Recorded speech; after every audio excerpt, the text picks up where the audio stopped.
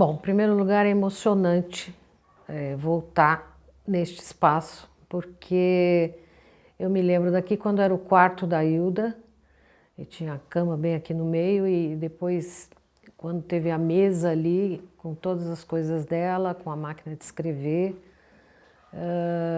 é mais ou menos um lugar mágico, assim, para mim, esse quarto. Sempre achei ele bastante especial em relação aos outros.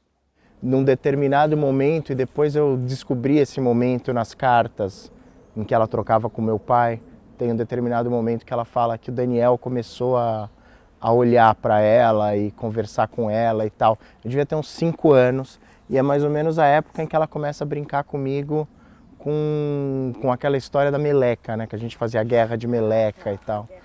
E eu achava a mesa dela uma loucura de bagunça, porque tinha muitos objetos. Acho que porque eu era criança, não sei, mas para mim o humor era o traço mais forte, assim. E ao mesmo tempo, então ela era muito séria quando ela estava no escritório, mas quando ela não estava, ela era o oposto, era uma pessoa de um humor imenso. E imagino, assim, fico imaginando todos os personagens que nasceram aqui. Quantos personagens incríveis. Da Obscena Senhora D, o Stamatius, Ai, todos. E tantos poemas maravilhosos, né? Tudo aqui dentro. Hilda ia escrever. Aí chegava um ponto que ela tinha concluído alguma coisa, sentia vontade de ler para o Zé ou que ele lesse para ela. E vinha aqui no jardim, tinha até um banco aqui na frente que já era para a Hilda sentar, que foi colocado. E assim ela ficava aqui e eles falavam dos personagens Rilé, Ehud, como eles estavam surgindo, quem era esse Ehud. Para mim, ler a Obscena Senhora D é me lembrar Ehud, Mora Fuentes, Rilé e Hilda Ilst. Para mim. O início foi muito medo, assim, eu tinha quase medo de conhecer o Hilda Ilst, e depois que eu vi aquela figura, né, aquele cabelo de fogo maravilhoso, tudo, porque eu era jovem também, então o início foi assim de falar, ai meu Deus, como que eu faço agora para conversar com essa pessoa? E aí nasceu uma grande amizade que foi se concretizando com o tempo. Né?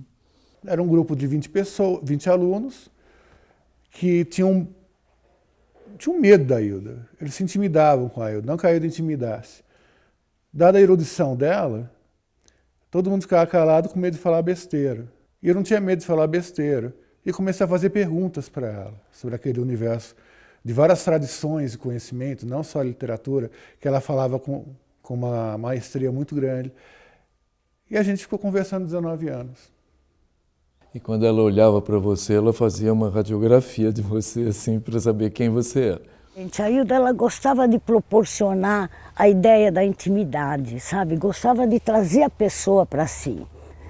E tal. Era uma mulher muito deliciosa de se conviver. Gostava das intimidades, dos segredos, de tudo isso que a vida tem também, entre outras coisas, né? Como mulher, ela é personalidade forte que te questionava, que queria te conhecer o tempo todo, que dialogava, tivemos grandes diálogos, tivemos grandes discussões. Não era fácil discordar de Hilda, você tinha que realmente se justificar por quê. Então, isso que eu acho fantástico nela, uma cultura assim maravilhosa e assim, uma mulher muito forte nesse sentido, quer dizer, você tinha que dialogar com ela e tinha que ter suporte para isso. Ela apoiou a cabeça no braço, acendeu o chanceler, baixou a cabeça e eu li os 20 poemas. Assim que eu acabei a leitura, ela levantou, colocou o braço delicadamente no meu ombro e disse: Ju, você não é um poeta, isso é uma merda. E eu fiquei completamente catatônico, assim, chocado. E ela, calma, ainda você não é um poeta. Aí ela levantou, foi até uma das estantes do escritório cheia de livros, começou a escolher uns livros e eu vi ela pegando 3 livros. E na minha cabeça, eu sentado ainda catatônico, eu jurava que era um livro de poesia. E ela me dá, olha, você tem que ler isso primeiro. Aí ela me dá Etiomo, do Nietzsche, Temor e Tremor, do Kierkegaard e o Livre-Arbítrio, do Schopenhauer. Todos filósofos existencialistas porretas. Mas Hilda, isso são Isso é filosofia, não é poesia. Ela disse, mas Ju, um grande poeta, ele tem que ler filosofia, porque a poesia é uma viagem para dentro. E são eles que vão indicar o caminho para dentro. Ela estava falando com o meio da Prata assim, que foi um milagre de Nossa Senhora, que eu bem te vi quando ela estava pensando no problema da escrita dela, pensando em uma ajuda. Bem te vi, o Beija-Flor bateu no vidro da janela. E ao meio da Prata, nossa, Eudine, isso foi Nossa Senhora que te avisou. Eu falei, escuta, vamos conversar. Eu falei, não tem nada disso. O Beija-Flor tem dificuldade em enxergar o vidro e ele bicou. Nossa, acabou com ele. Falou, você é um idiota, Padilha. Ela virou para o meio da Prata e falou, como que ele pode ser tão medíocre desse jeito? Aí o pau comeu solto, assim, quase que me mandou embora. Isso porque já era quase umas 2 da manhã. Né? A Hilda sempre ficava lá na cabeceira da mesa e os amigos ficavam distribuídos no entorno. E a Hilda praticamente ela só vinha na cozinha para tomar café da manhã ou para comer alguma coisa, mas as áreas da casa mais usadas sempre eram o escritório dela, o quarto e a sala. E ela fazia um trânsito aqui rápido pela cozinha para tomar um café, tomar um chá. Mas a cozinha sempre era uma coisa efervescente, com várias pessoas, aqui cheio sempre de bebidas, os temperos, a mesa sempre repleta de pessoas durante a noite ou em almoços, cafés da manhã também. Quando era inverno, nós sempre tomávamos café e comíamos aqui, e quando era verão, nós comíamos na mesa do pátio interno da casa. E depois íamos todos para a sala para tomar um esquinho à noite, ver o Jornal Nacional e a novela em seguida, e algum filme, sempre tinha vários filmes que a gente via em VHS ainda na época. A Hilda era apaixonada por telenovela, especialmente quando a conheci em 1985, estava passando Rock Santeiro. Ela vibrava com a telenovela e pontuava como escritora, é muito bem escrito, o roteiro é ótimo e era engraçadíssimo. Ela adorava a Viúva Porcina, com 2 namorados, tal. Então ela ria muito e levava muito a sério a novela. Enquanto estava passando a novela, para você ter uma ideia, poderia ligar até a Lígia Fagundes Telles, a melhor amiga dela. Ela não atendia o telefone. E quem estava aqui na sala com ela não podia abrir a boca. Ela ficava completamente focada e, de vez em quando, rindo muito ou fazendo comentários sobre o texto da novela. As falas, as cenas. Era uma paixão para ela. Era assim, a Hilda ia assim um séquito de cachorros, ela parecia uma rainha, rainha dos cachorros, pronto. Ela com aquelas túnicas, vocês podem imaginar como ela era linda, tinha uma elegância natural, e aí caminhava muito devagar, aí a Hilda dizia que caminhava no ritmo do coração. E os cachorros, ela levantou toda a horda de cães de todos os 7 pontos da casa vinham, porque a Hilda levantou. Porque ela era muito sedentária. Eu dizia que quando ela ia daqui até o portão era como fosse um momento olímpico. Falava isso para a gente rir, né? Então a primeira vez que eu cheguei era uma manhã de sábado, linda, ensolarada. A gente estacionou o carro, foi recebido por 10 cachorros que latiam loucamente, assim.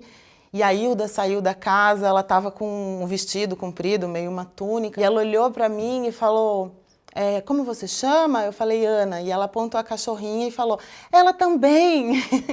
E isso era uma coincidência, era um super elogio. E ela falou, ela tem os olhos grandes que nem os seus. Então, eu me achei sósia da cachorra preferida, que a Aninha era uma cachorra querida. Às vezes, quando a Hilda ia para São Paulo, ela ficava na casa da Lígia Fagundes Telles. E teve uma noite que ela disse, Malu, por favor, vem aqui me buscar, vamos jantar. Porque a Hilda a Lígia só quer que eu tome sopinha, eu não quero sopinha. E aí eu passei lá e a gente foi para uma cantina italiana. A Hilda me apelidou de Otto von Guzuck e eu a apelidei de Palomita Rubio, era um dos personagens. O Otto seria um mordomo alemão que ela tinha, que trazia as coisas, que falava besteira. E ela, Palomita Rubio, era uma ex-dançarina de teatro rebolado da Praça Tiradentes, porque ela era muito bonita. Então ela fazia poses de vedete e tal, fazia toda uma encenação. Então a gente brincava muito com esses personagens. Teve uma hora, acho que um pouco na despedida, já era o fim de tarde, a luz, a Casa do Sol, isso tudo a memória faz com a gente, mas para mim foi assim um pouco.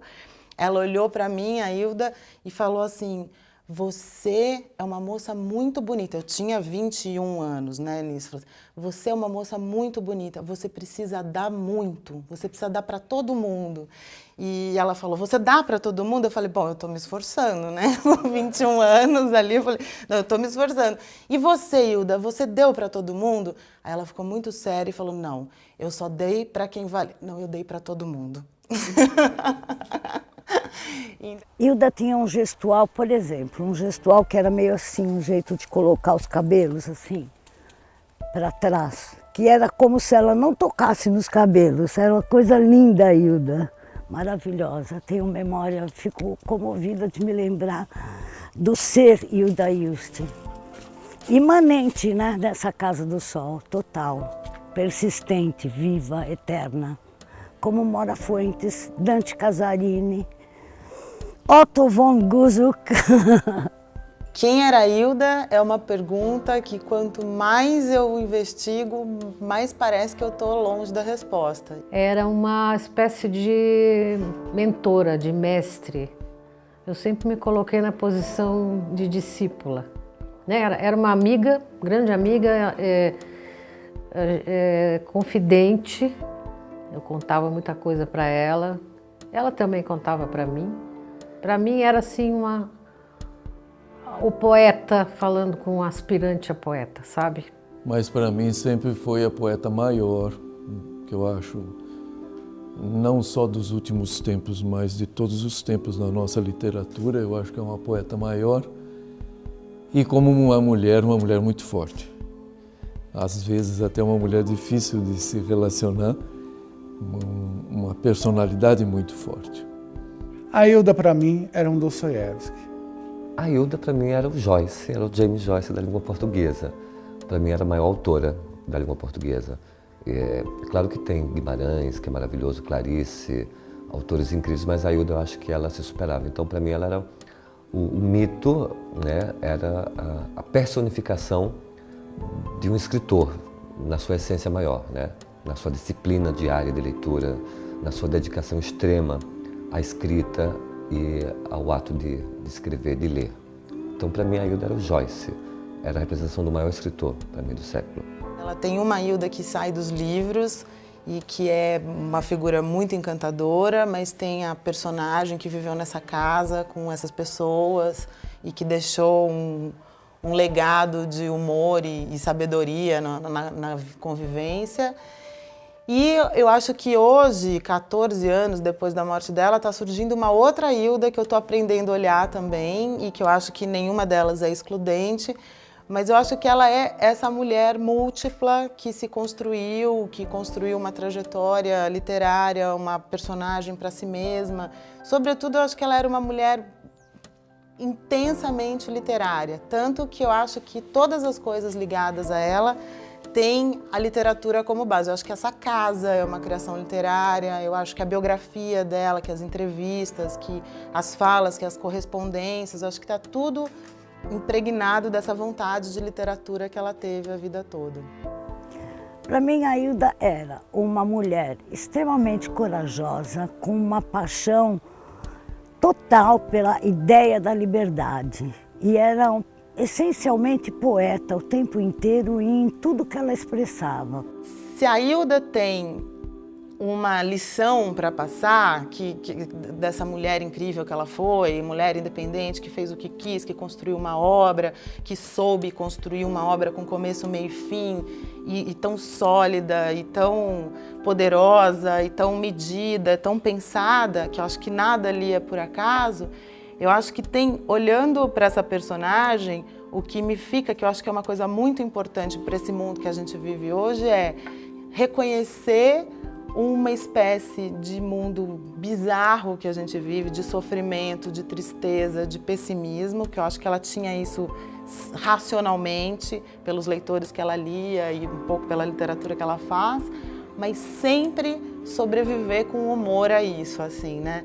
Então, a minha busca hoje é saber onde está essa medida entre uma racionalidade sobre a tristeza do mundo, que é um pouco inevitável em qualquer jornal que a gente abra, mas também saber o afeto, a leveza, o humor, a delicadeza que ela tinha nas relações pessoais, que era o jeito como ela conduzia a vida, assim.